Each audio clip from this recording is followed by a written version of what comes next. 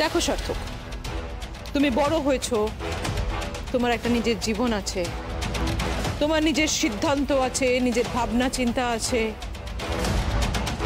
তোমার নিজের ইচ্ছে আছে, আর সেই ইচ্ছে অনুযায়ী তুমি বিয়েও করেছো।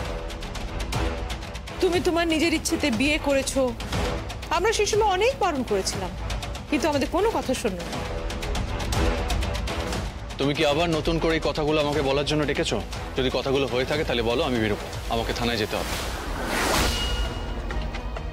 না, তুমি যেখানে খুশি যেতে পারো সার্থক, তা নিয়ে কোনো বক্তব্য নেই কারো।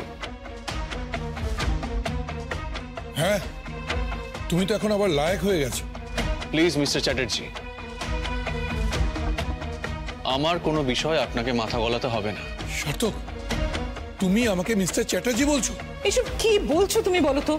দেখুন, কারণ উনি যা যা ঘটনা ঘটিয়েছেন তারপরে আমি আর মামা বলে ওনাকে ডাকতে পারবো না, আমার রুচিতে বাঁধে। সার্থক, গলা আমিও তুলতে পারি, কিন্তু আমি গলা তুলবো না। তবে আমার একটা রিকোয়েস্ট আছে, আমি ওনার কোনো বিষয়ে কথা বলবো না, আর উনি যেন আমার কোনো বিষয়ে কথা না বলেন। সার্থক, তোমার সাহস কিন্তু খুব বেড়ে যাচ্ছে। সাহস তো তুমি এখনো কিছু দেখোনি। যেদিনকে তদন্ত শেষ হবে আর তদন্তে যদি এটা প্রমাণ হয় যে সবকিছুর পেছনে তুমি আছো, তাহলে সাহস সেদিনকে দেখবে।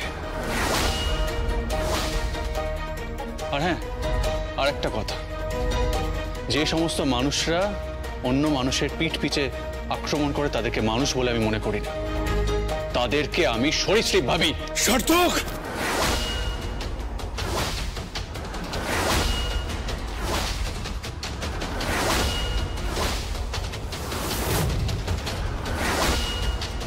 সরি মিস্টার চ্যাটার্জি, আমি বড় হয়েছি, এখনো সম্মান করি, নাহলে গায়ে হাত আমিও তুলতে পারতাম, কিন্তু আমি তুলব না। কারণ তোমার গায়ে যদি আমি হাত তুলি, তাহলে তোমার আর আমার মধ্যে যে বেসিক পার্থক্যটা আছে সেটা থাকবে না, আর আমি সেটা চাই না।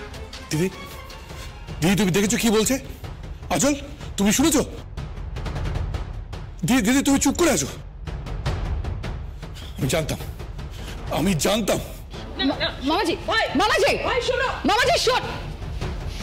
This is not fair Sarthak. মামাজি আমাদের ছোট থেকে আমাদেরকে মানুষ করেছে, তো তাই জন্য 7 খুন মাফ? সেদিনকে যা করেছে তার জন্য আমার চোখে আরো নিচে নেমে গেছে। আর শুধু তাই না, তোমরাও কিন্তু আমার সন্দেহের তালিকায় রয়েছো। বলো না এসব কথা, একদম বলো না।